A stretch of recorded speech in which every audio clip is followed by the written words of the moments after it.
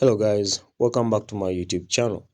So in today's video, I'm going to be showing you how to fix Facebook story not showing. Okay, so to do that, come to your settings first of all. So when you come to your settings, look for your apps.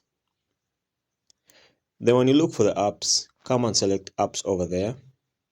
Okay, so the first thing to note is that when your Facebook story isn't showing, it's not an error in the application, it's just a bug. Okay, the problem isn't with your phone, it's just a bug in the Facebook application.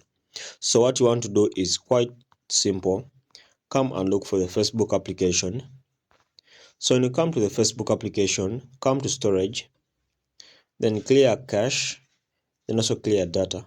Okay, so after that, go back to the home page, then come and launch Facebook this time.